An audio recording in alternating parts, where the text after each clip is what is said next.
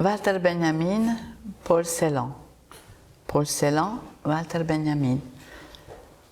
En 1940, quand Walter Benjamin se suicide à Portbou, Paul Celan a 20 ans, il commence sa vie. Les premiers événements de sa vie sont de la déportation des Juifs de Tchernowitz, le petit Jérusalem, de Bukovine, où il vivait avec ses parents. Ses parents sont déportés et sa mère est tuée par balle, une balle dans la nuque, dans ce qu'on connaît aujourd'hui sous le nom de Shoah par balle. Paul Celan a écrit d'abord en roumain, puis en allemand. Il a surtout beaucoup traduit. Et dans sa bibliothèque, on a pu découvrir un nombre très important de livres de philosophie. Il était un lecteur assidu de la philosophie et notamment des livres de Walter Benjamin en allemand. Ces livres, on sait maintenant, ils ont été lus, relus plusieurs fois, annotés, soulignés, et Walter Benjamin était une présence très importante, un compagnon de route très important de Paul Celan.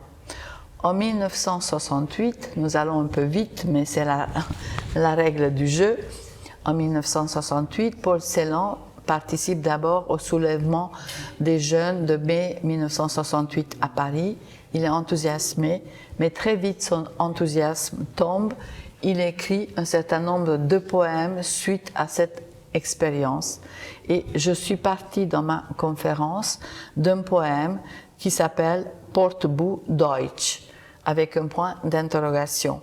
Portbou Deutsch est dédié à Walter Benjamin et fait référence à un des essais de Walter Benjamin qui critique la dénomination de Führer attribuée à Stéphane Georges par un livre de Max Kommerel. Bien évidemment, cette critique n'est pas aussi frontale que je le dis moi, c'est plein de subtilités, d'ironie, de choses qu'on doit décrypter lorsqu'on connaît un peu Walter Benjamin. Et on a une poésie très compacte, très difficile à traduire, comme tous les poèmes de Paul Celan, puisque dans chaque poème, on trouve en réalité plusieurs langues, plusieurs références historiques, géographiques, philosophiques. Et donc, aucun poème de Paul Celan ne peut être traduit que parce que quelqu'un possède bien la langue allemande. Ça, c'est largement insuffisant.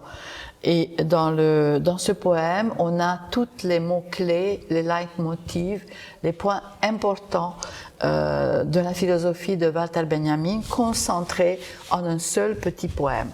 Alors, ce poème, j'ai eu la chance de pouvoir le traduire surtout avec l'aide précieuse de Nicole Fernandez Bravo, qui m'a aidé dans ce travail. Et je vous le lis en français, bien que je l'ai aussi en allemand, mais je préfère vous le lire en français.